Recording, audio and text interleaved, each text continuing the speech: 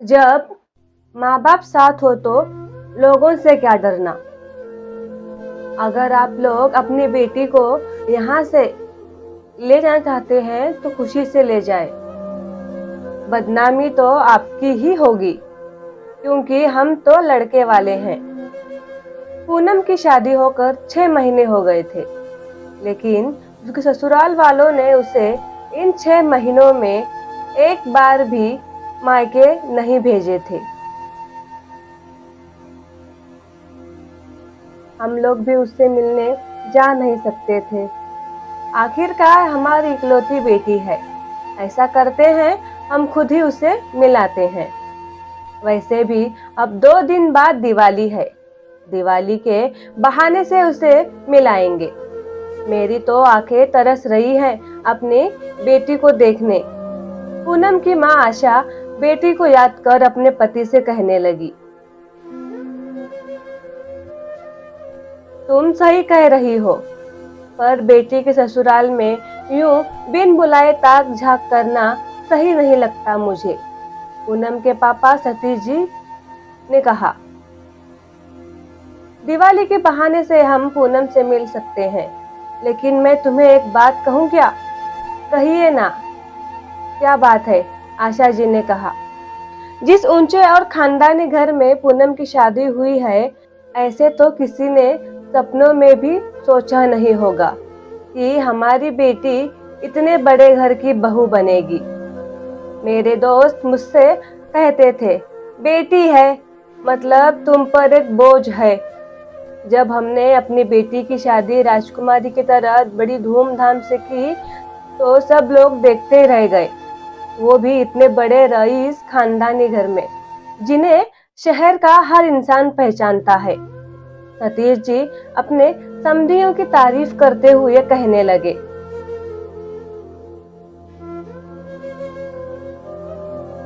सच में बहुत अच्छा घर मिला है हमारी बेटी को। जो लोग एक बार भी हमारी बेटी को मायके नहीं भेजते। कभी कहते हैं कि वो घूमने विदेश गई है, तो कभी कहते हैं नया घर लिया है, उसकी शिफ्टिंग में बिजी है। फोन पर भी हाँ हाँ ठीक है कहते हुए फौरन फोन रख देती है। मुझे तो बहुत फिक्र होती है, जब तक मैं उसे खुद जी भर के बात नहीं कर लूं, तब तक मुझे चैन नहीं मिलेगा। आशा जी अपने पति से कहती हैं, अरे तुम क्यों इतनी फिक्र कर रही हो? हमारी बेटी बहुत खुश होगी उस घर में। देखना तुम तो बेवजह परेशान हो रही हो। तुम्हें तो मेरे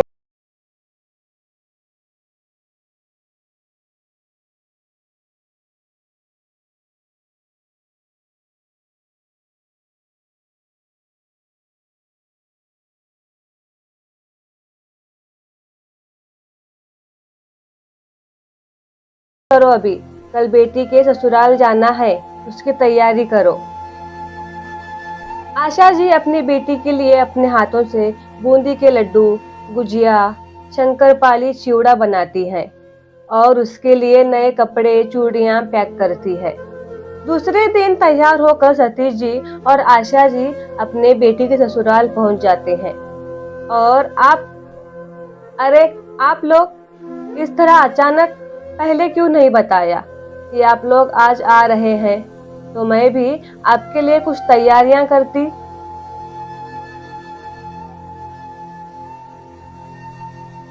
उन्हें अचानक अपने घर में देख पूनम की सास निर्मला जी ने कहा, दिवाली का त्योहार था, सोचा कि दिवाली के इस मौके पर पूनम से मिलते हैं और ये मिठाइयाँ भी उसे देते हैं। पूनम को मेरे हाथ की बनी हुई बूंदी के लड्डू बहुत पसंद है। पूनम की बहुत याद आ रही थी। अरे ये क्या आशा जी, सब उठा के ले आई हैं क्या आप? निर्मला जी मुंह बनाते हुए कहने लगी, ये सब हाथ के बने हुई मिठाइयाँ कौन खाता है? हमारे यहाँ के नौकर भी ना खाए इसे। ऐसा करे ये सब बाहर किसी गरीब को या भिखारी को दे देना, दुआ लगेगी आपको। आप लोग हमारे बराबरी के नहीं हैं, लेकिन मैं आपको निराश नहीं करूंगी। रामू काका, जरा वो दुबई से लाए हुई मिठाइयाँ तो लेकर आना। हाँ वही, काजू कतली, बादाम की बर्फी, मेवा लेकर आना जरा, समदन जी को खिलाना है। निर्मला जी की बातें सुन सतीश जी और आशा जी को बहुत बुरा लगा, पर वो अपनी बेटी के ससुराल में थे, इस वजह से चुप रहे। निर्मला जी बहुत देर हो गई है, पूनम दिखाई नहीं दी, आशा जी ने कहा। कल दोनों पति पत्नी अपने दोस्त के साथ दिवाली पार्टी करने बाहर गए थे। सो रही होगी अभी तक, रात में देर से आए थे दोनों, निर्मला जी ने कहा। अगर आप कहें तो क्या मैं पूनम से मिलने उसके कमरे में जा सकती हूँ, आशा जी ने कहा। अरे ये भी क्या पूछने की बात है। हाँ हाँ जाइए, निर्मला जी ने कहा। पूनम शीशे के आगे बैठ अपना मेकअप कर रही थी। आशा जी कमरे में जाते ही कहती है, कैसी है मेरी बेटी। अपने माँ को यूं अचानक देख पूनम ने अपने सर पर दुपट्टा ले लिया और दुपट्टे से अपने गाल छुपाते हुए माँ से गलत कर कहने लगी, माँ आप यहाँ। हाँ बेटा, बहुत दिन हो गए थे तुमसे मिलके, इसलिए दिवाली के मौके पर तुमसे मिलने आए हैं।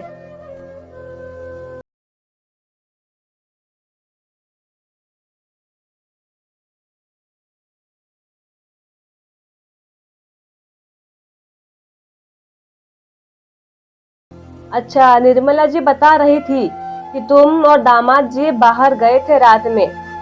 पूनम ने कोई जवाब नहीं दिया, बस खामोश खड़ी रही। क्या हुआ बेटा, तू जवाब नहीं दे रही मेरी बात का?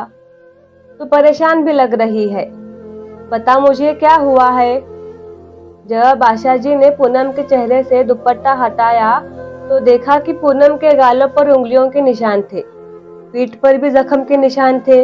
ये सब देख आशा जी बहुत घबरा गई और घबरा कर पूछने लगी, ये कैसे हुआ, ये सब क्या है, तुमने हमें बताया क्यों नहीं।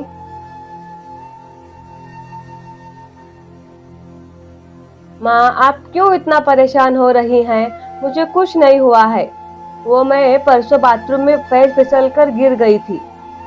पूनम अपनी माँ को समझाते हुए कहने लगी, ये देखो पूनम, मैं तुम्हारी माँ हूँ, तुम मुझसे झूठ नहीं बोल सकती। जरूर कोई बात है जो तुम मुझसे छुपा रही हो। तुम्हें मुझसे कुछ भी छुपाने की जरूरत नहीं है, मैं हूँ तुम्हारे साथ। मुझे बताओ क्या हुआ है। माँ की बातें सुन पूनम से रहा नहीं गया और वो रोते हुए सारा सच बताने लगी कि कैसे उसे उसका पति हर रोज दारू पीकर उसके साथ मारपीट करता है।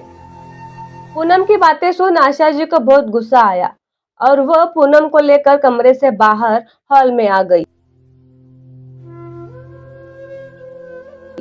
जहां पर पूनम की सास उसके पापा के साथ बातें करते बैठी थी। आशा जी गुस्से में निर्मला जी से कहने लगी, आप तो इतने बड़े घर के खानदानी लोग हैं और ऐसी हरकत करते हुए आपको शर्म नहीं आई। अब मुझे समझ में आया कि आप मेरी बेटी को उसके मायके क्यों नहीं भेजती थी। अरे आशा जी क्या हुआ, आप इतना क्यों गुस्सा कर रहे हो। भूल गई हैं क्या आप अपनी बेटी के ससुराल में हैं और बेटी के ससुराल में आकर इतना गुस्सा करना चिल्लाना आपको शोभा नहीं देता। अच्छा, आपको मेरा चिल्लाना गुस्सा करना अच्छा नहीं लग रहा है, तो आप ये बताइए आपका आपके बेटे के प्रति क्या विचार है, जो एक नंबर का शराबी और बेशरम किस्म का आदमी है। कई कई दिन तक अपने घर नहीं आता, अपनी रातें बाहर गुजारता है और जब घर आता है तो मेरी बेटी पर हाथ उठाकर अपनी मर्दानगी दिखाता है। ये ऐसा बर्ताव आपके बड़े घर के खानदानी लोगों में शोभा देता है क्या। आशा जी गुस्से में कहने लगी। निर्मला जी आशा जी को शांत करते हुए कहने लगी, देखिए आशा जी, हर पति पत्नी के बीच छोटे मोटे मन मुटाव होते रहते हैं, अच्छा होगा कि हम इससे दूर ही रहें। इनका आपस का मामला है, वो खुद सुलझा लेंगे। ऐसे भी क्या किया है मेरे बेटे ने जो आप इतना गुस्सा कर रही हैं।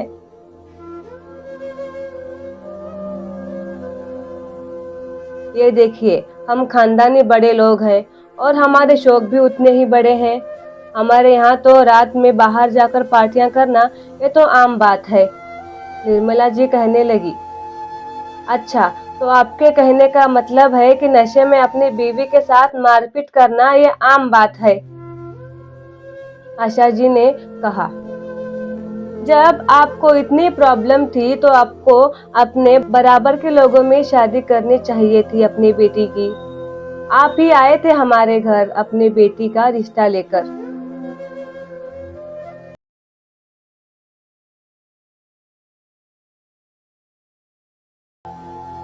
अब क्या हुआ? अब क्या हुआ?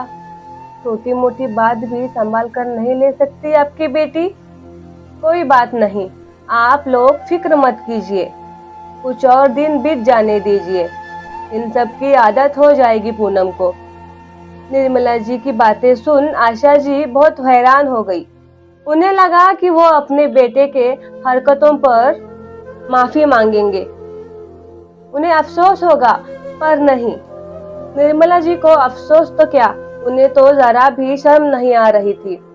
वो तो उल्टा हमारी आंखों में आंखें डालकर हमसे बात कर रही थी।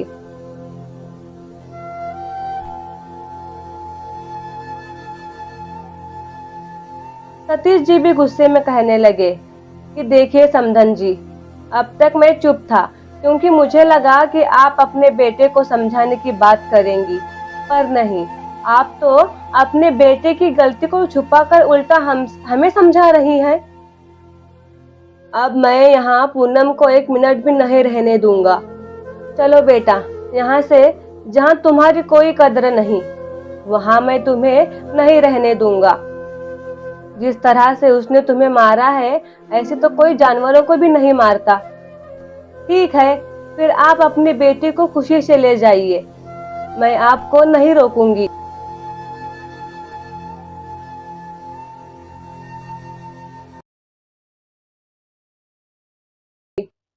क्योंकि बाद में हाथ जोड़ते हुए तो आपको ही आना है, बदनामी तो आपकी ही होगी, क्योंकि जब लोग आपसे पूछेंगे जवाब तो आपको ही देना है कि पूनम ससुराल छोड़कर मायके में क्या कर रही है।